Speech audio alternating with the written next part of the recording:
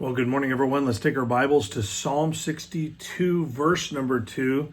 Really a great follow-up to yesterday. Yesterday's promise was promise number 344. Well, promise number 345 is that God promises to be our rock and our salvation. That salvation is not like the eternal salvation. That's the rescue kind of salvation and a fortress that cannot be shaken. He promises that he'll be our rock, our rescue, our salvation, and a fortress that cannot be shaken. In fact, let me read 62, verse number 2 to you as we get ready to comment on it. It says, this says, He only is my rock and my salvation. He is my defense.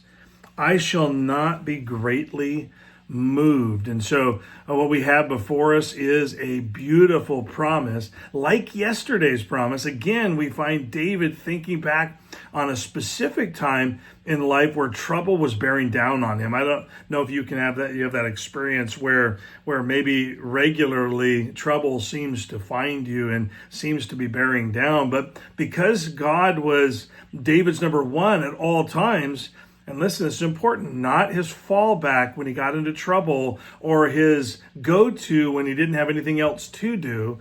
God was number one. He could see God's strength and defense. Listen, the last part of the verse tells the biggest truth. Listen, it's not that the trouble didn't move David, because apparently God wanted David to be moved in some way. But it didn't greatly move him. It didn't shake him to the core. But it did shake him a little bit. In other words, what David faced could have been devastating, but it wasn't. God's protective ways came through for him, and so this earth-shattering moment had very little effect on him. One thing we can take away from this is that we need to always be in lockstep with God. That's so important. Too many, listen, this is kind of the new norm.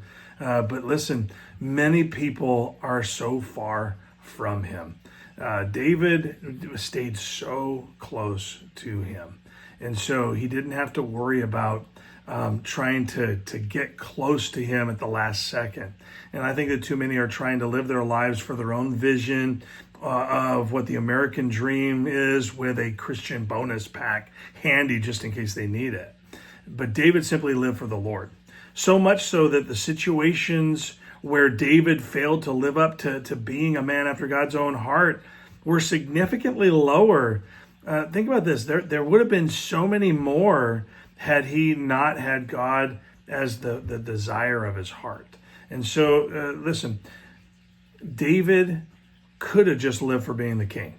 That was a prestigious honor, and he could have just had that be his primary thing, the thing that motivated him most, but he didn't.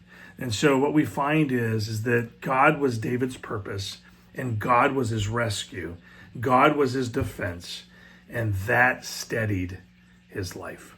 If you want a steady life, you're going to have to put all of your heart, all of your care into your relationship with the Lord. Because this getting to God when there's not something else going on, I think we live in a very driven society where people have just packed their lives with so much stuff that they never really have time to grow in the Lord. It's time to set some stuff aside. Yes, you're going to miss out at first, but then you're going to realize you really weren't missing out on anything at all. If you were missing out on something, it was being close to the Lord, and it is so much better.